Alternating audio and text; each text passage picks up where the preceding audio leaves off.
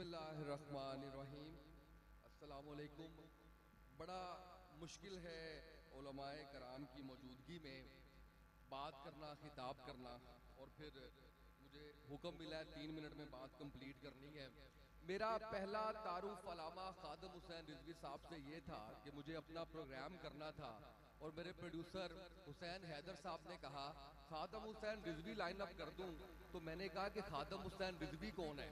तो उन्होंने कहा तुम्हें नहीं पता, बहुत बड़ी शख्सियत है, और इस वक्त लाहौर के अंदर जो है वो बहुत बड़ा, इस्लामाबाद में, सॉरी माफ कीजिएगा, बहुत बड़ा धरना चल रहा है। मैंने कहा अच्छा चले ठीक है, लाइन अप। मैंने कोई तैयारी नहीं की, मैं जानता नहीं था।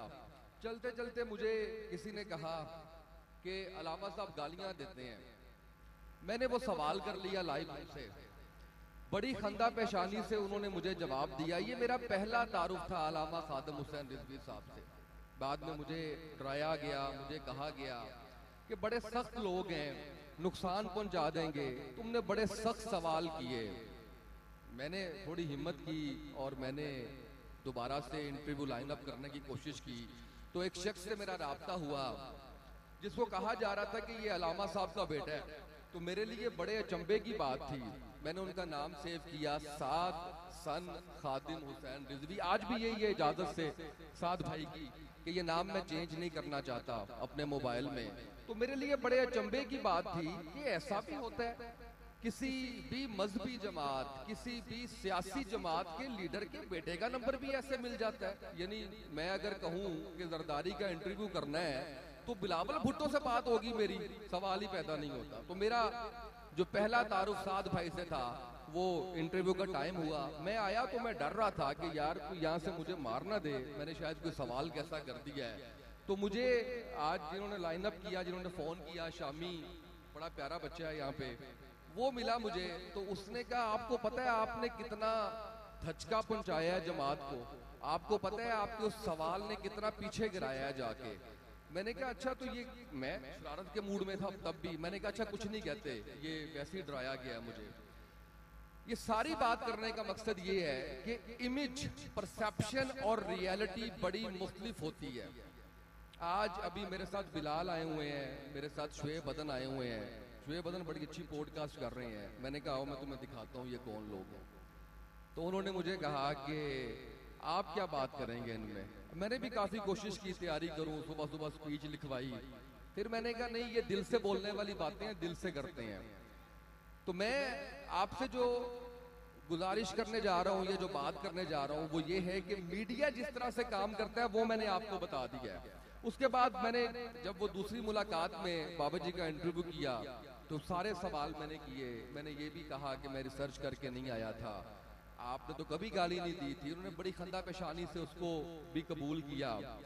फिर उस खेमे में मैं काफी अरसा बैठा रहा और सिर्फ एक ही चीज थी निस्बत की, वो नबी पाक सल्लल्लाहु अलैहि वसल्लम की जात थी।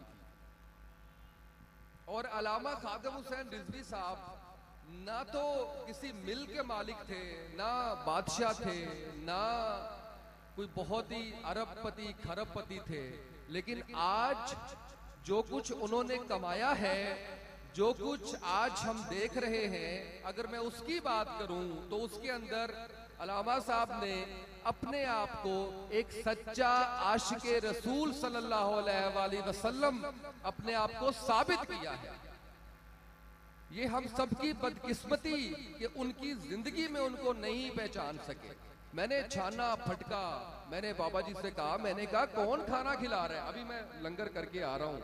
मैंने कहा ये कौन फंडिंग कर रहा है आपको। एक शख्स आया, उसने ऐसे पैसे रखे, उन्होंने कहा बाबा जी ये लंगर के लिए, बाबा जी ये सिक्योरिटी के लिए, ये फ्ला इंतजामात के लिए। तो ये वो चीज थी जिसने मुझे करीब करते चले गए। और मुझे सर आपने 3 मिनट कहा है, मुझे सिर्फ 2 मिनट और चाहिए होंगे। मैं बड़ी इंपॉर्टेंट बात और भी करना चाह रहा हूँ। वो ये है कि अभी मैं पीछे अभी मुझे उन्होंने कहा, मीडिया ने रोका, आपके मीडिया ने, उन्होंने कहा आपने पॉडकास्ट की है साद भाई के साथ, एक सवाल मैं भी आपसे करना चाहता हूँ। जैसा आपने सवाल किया था, 4 में से एक को चुने, एक नाम लिया साद हुसैन रिजवी, एक नाम लिया नवाज शरीफ, एक लिया जरदारी और एक लिया मरियम नवाज। तो मैंने कहा सवाल ही गलत है, साद हुसैन रिजवी तो मेरा भाई है, उसका तो नाम जब आ जाएगा तो मैं बायस हो जाऊंगा, मेरी बात ही जो है वो उधर खत्म हो जाएगी। तो ये जो अक्स है बाबा जी का, और जिस तरीके से साद भाई ने इस तंजीम को, इस जमात को दिन रात मेहनत करके आज जिस डायरेक्शन में लेके जा रहे हैं, उसके ऊपर कोई सवाल नहीं उठा सकता, कोई बात नहीं कर सकता। एक आखिरी बात जो मैं आपके गोश गुजार करने जा रहा हूं, ये रास्ता लंबा हो सकता है, कठिन हो सकता है, मुश्किल हो सकता है, गिराने की कोशिश की जा सकती है, गिर सकते हैं, लेकिन जिसका नाम हाफिज साद हुसैन रिजवी है वो पीछे नहीं हटेगा, वो रुकेगा नहीं, वो बिकेगा नहीं, वो कभी हार नहीं मानेगा, वो जीतेगा, चाहे वो 2 साल में जीते, चाहे 10 साल में जीते, चाहे 20 साल में जीते। आखिरी बात, मैं बड़ा करीब हूँ तहरीके लब्बैक पाकिस्तान के। किसी ने मुझे कहा कि आप सेक्रेटरी इतलात हैं, किसी ने कहा आप पेरोल पे हैं। मेरे एक दोस्त हैं, बड़े अखबार में लिखते हैं, उनकी फोन आया मुझे, कहते हैं तुमने हमारी नाक कटवा दी है मुआशरे में। मैंने कहा अच्छा क्या हुआ है? वो तुम तहरीके लब्बैक पाकिस्तान को सपोर्ट करते हो। मैंने कहा हाँ क्यों, क्या हुआ? वो इतनी पुरतशद्दुद जमात को। मैंने कहा अच्छा शायद आपको लगती है, मुझे नहीं लगती, इस पे डिबेट कर लेते हैं, बैठ जाते हैं। वो पाकिस्तान तहरीके इंसाफ को सपोर्ट करते थे। 4 माह गुजरे, नाम लेना तक पाकिस्तान तहरीके इंसाफ का इस वक्त बंद कर दिया गया है। कोई शख्स पाकिस्तान तहरीके इंसाफ का नाम नहीं ले सकता।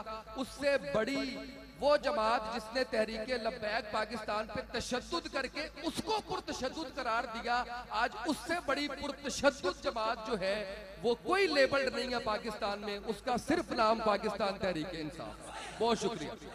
लब्बैक या रसूल अल्लाह, लब्बैक लब्बैक लब्बैक या रसूल अल्लाह, लब्बैक लब्बैक